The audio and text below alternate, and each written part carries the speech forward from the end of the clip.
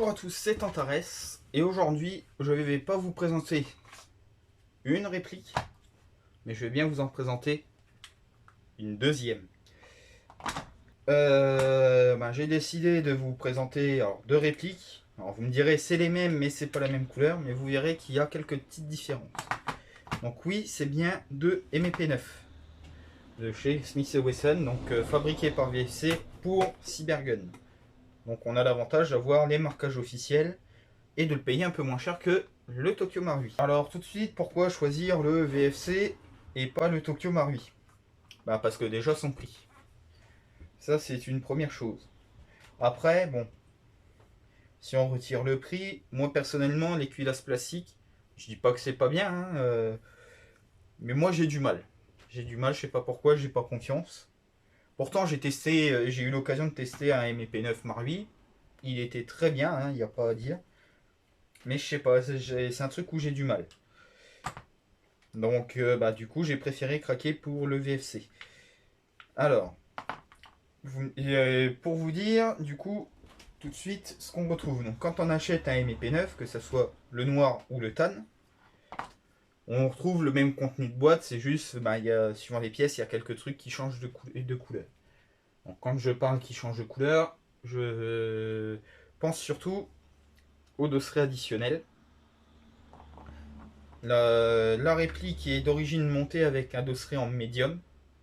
Moi j'ai monté le dosseret small, parce que je le trouve plus confortable pour moi. Mais il est aussi livré avec un dosseret large. Donc on voit tout de suite que le dosseret large est plus massif que le médium et que par conséquent aussi le small, ce qui est logique. Donc on les retrouve aussi bien pour le MP9 en tan qu'en noir. Hein. Les dosserets vont changer de couleur. Hein. Pour le tan ils seront en tan, pour le noir en noir. Ce qui me paraît assez évident. Ensuite, on va tout de suite passer aux petits détails. Et après au comparatif des petits changements entre le tan et le noir. Donc la version noire. La version noire, voilà, c'est une version, on va dire, simple, hein, si la mise au point veut bien. Voilà. Donc la version tan, enfin noir, excusez-moi. Donc on va retrouver du coup la mise au point qui veut pas, c'est terrible. Donc on va retrouver du coup les marquages officiels Smith & Wesson avec l'endroit de le lieu où se trouve l'entreprise Smith & Wesson, donc à Springfield. MA, je ne me rappelle plus. Veuillez me l'excuser. N'hésitez pas à le dire aux commentaires, l'UMA, pourquoi c'est, parce que je ne m'en rappelle plus du tout. Et le USA, pour les États-Unis. On retrouve un marquage comme sur le vrai, indiquant que l'arme, alors je dis pas réplique parce que là ça concerne uniquement l'arme réelle, comme quoi l'arme est capable de tirer même si son chargeur est retiré. Ce qui est, pour l'airsoft, ce qui va vous paraître évident, étant donné que c'est une réplique gaz, est totalement faux. Voilà. Mais ça colle à... Ayant une réplique avec les marquages officiels, ils nous ont mis les marquages comme sur le vrai. On retrouve aussi une plaque qui sera collée par vos soins avec un numéro de série qui est unique à chaque réplique. Comme ça cache entre autres en dessous le gros marquage, enfin le marquage Made in Taiwan, qui se trouve en dessous de cette plaque une fois que vous l'avez collé. Comme vous pouvez le voir, du coup, on n'a pas de sécurité au niveau du pouce, que ce soit sur la partie droite ou sur la partie gauche, puisque la seule sécurité que nous avons là se trouve au niveau de la queue de détente. En effet, si on n'appuie pas sur le bout de la queue de détente, la queue de détente se bloque toute seule. Il faut bien penser à bien appuyer pour déverrouiller la queue de détente. Autre chose que vous avez remarqué quand je vous ai montré pour la sécurité, c'est qu'on a une réplique de conception moderne, donc avec un arrêtoir de culasse ambidextre, de chaque côté. Donc comme on peut le voir aussi à sa conception moderne, donc nous avons une culasse métallique pour une carcasse polymère, comme sur le vrai, un peu type Glock, comme, alors à mon avis, hein, j'ai pas trouvé de source officielle et sûre là-dessus. Pour moi, le Smith & Wesson MEP 9 ou MEP 40 ou MEP, enfin toutes les versions qu'il y a de MEP de chez Smith & Wesson se veut concurrent des Glock. Parce qu'on retrouve quand même une allure globale qui se rapproche un peu du Glock, une conception qui s'en rapproche un peu aussi, hein, due à la carcasse polymère et à la culasse métallique, et au fait que nous n'avons pas de marteau à l'extérieur. Donc comme je vous le disais, conception moderne, qui se veut entre autres très certainement concurrent de Glock. Alors je vous disais pour l'arrêtoire de culasse qui est ambidextre, mais le bouton d'éjection du chargeur peut normalement, c'est après, étant droitier je peux pas vous le confirmer à 100%, mais de ce que j'ai trouvé, se veut pouvoir être changeable et pouvoir le passer de droite à gauche. Donc, ce qui est non négligeable.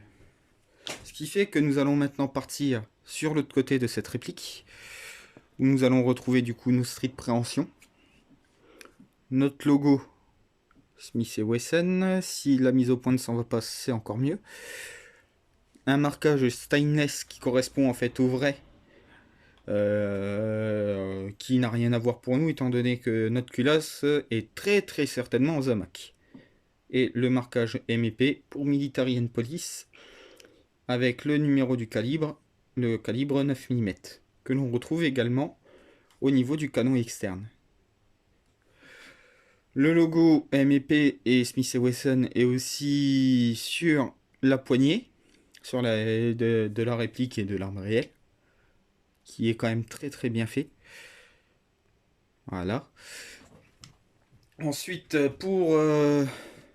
voilà, pour vous montrer au niveau du confort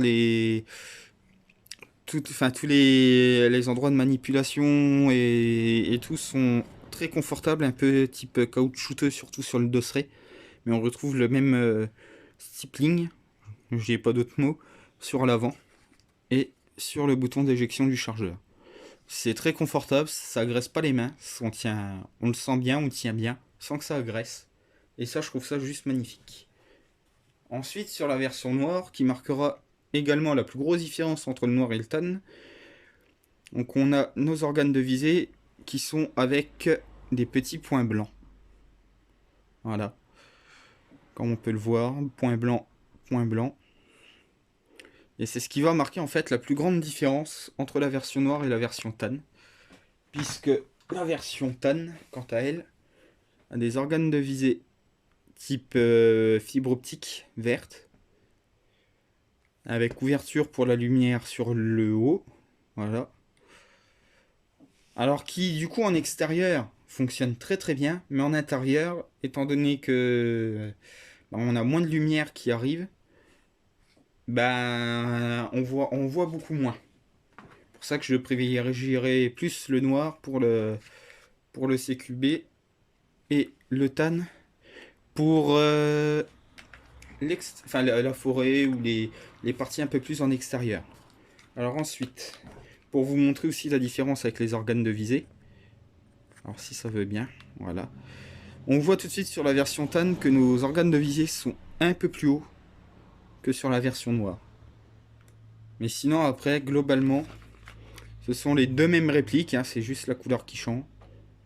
Alors, si la mise au point veut bien, désolé, hein, je me bats avec la mise au point, c'est un peu galère. Mais sinon on voit bien que nos répliques sont à peu de choses près identiques. Et ça c'est ce que je trouve très intéressant. Pour un point où je reviendrai juste avant la fin de la vidéo. Donc ensuite, je vais en profiter du coup maintenant pour vous montrer qui que ça a, comment ça tire et tout ça. Donc ce que j'ai oublié de dire aussi, c'est que, et ça je vais y revenir là, c'est comme le Tokyo Marui, Cybergun et VFC nous fournissent avec une pièce pour tirer à vide. Où c'est plutôt pas mal pour ceux qui veulent faire du court métrage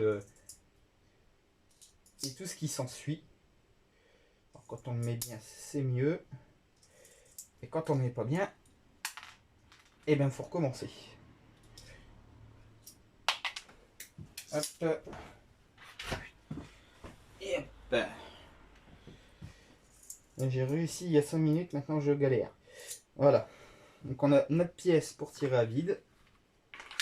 Mais notre chargeur, donc je précise que le chargeur du coup, comme vous avez pu le voir, est vide et que j'ai quand même des lunettes de protection. Et nous passons tout de suite au tir. Alors, je vais mettre comme ça on verra mieux. Avec la course qui est assez... Alors je vais me rapprocher même, voilà. La course qui est assez courte, on est tout de suite sur le mur. Et ça part tout de suite. Alors le kick, c'est pas un kick monstrueux non plus, mais par contre il est très agréable.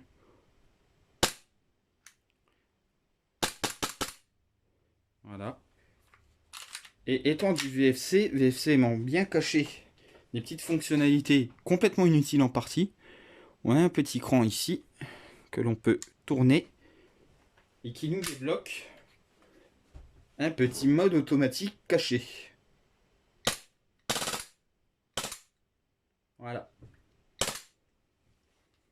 C'est complètement inutile. Ça, je vous l'accorde sans problème. Mais par contre, quand vous voulez vous péter un délire avec des amis, quand vous faites des duels ou des choses comme ça, c'est très agréable. Hop. Et voici. Donc après, comme beaucoup de répliques gaz et a priori beaucoup de PA de chez VFC, c'est des répliques qui ont tendance, quand il fait froid, à être très sujettes au cooldown. Mais là après, comme on arrive sur la période printanière où on a des températures un peu plus agréables, c'est des répliques qui n'ont pas ce souci là. Donc c'est sûr que si vous videz un chargeur en mode, deux chargeurs en mode automatique, vous allez y arriver sans problème, mais sinon c'est assez ça tient assez quand même le cooldown. À mon goût. Après, peut-être que pour des personnes rafalant tout un chargeur en moins de 30 secondes, c'est pas la même, mais pour moi, ça va encore, à mon humble avis. Alors vous me direz aussi, je vais vous dire aussi pourquoi j'ai voulu prendre, j'ai fini par craquer pour prendre les deux versions de cette réplique, en tan et en noir. Et je vais vous montrer ça tout de suite. Et voilà, j'ai fini le démontage, remontage. C'est que du coup, en prenant les deux mêmes, mais pas des mêmes couleurs, on peut faire des petits mix assez sympas comme ça. Donc en mélangeant les deux, là en plus j'ai fait vraiment le mélange à fond, pour que ce soit le plus marrant possible. Et ça, moi je trouve ça sympa, sympa. J'aime bien les garder de couleurs unies, mais des fois, je trouve qu'ils sont quand même relativement sympas en mixant les couleurs. Ça ressort plutôt bien. Ça mange pas de pain. Et c'est agréable, ça change un peu. Donc, on se retrouve tout de suite. Je remets les répliques normalement pour vous parler de tout ce qui est ordre de prix, etc.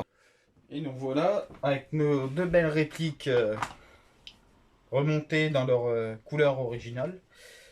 Alors, question ordre de prix. Donc, à savoir que le MP9 en noir, on le trouve autour de 120-130 euros. Moi, je l'avais trouvé à 120 euros chez Gun Evasion. C'est à peu près dans les prix qu'on le trouve actuellement, sachant que quand il était sorti, il était autour des 150 euros. Enfin, que ce soit le noir ou le tan. Le tan, on le trouve un peu partout à ce prix-là aussi. Alors je sais pas, je crois que c'est encore valable à l'heure actuelle, mais chez les stockages game, il était à une centaine d'euros. Il n'y a encore pas si longtemps que ça. Qu'un chargeur supplémentaire de MEP9 est autour des 35-40 euros. En ayant deux chargeurs pour une réplique. Ou alors si j'ai envie de me faire une charge et un baroud d'honneur, je prends les deux en akimbo et puis ça part comme ça. Donc sur ce, moi je vais vous laisser là-dessus. J'espère que la vidéo vous a plu. C'était Antares. N'hésitez pas à aimer la vidéo, à vous abonner si ça vous a plu. N'hésitez pas à me dire si ça vous a plu ou si vous avez d'autres informations à donner. N'hésitez pas à les mettre en commentaire. Ça t'intéresse. Tchuss tout le monde!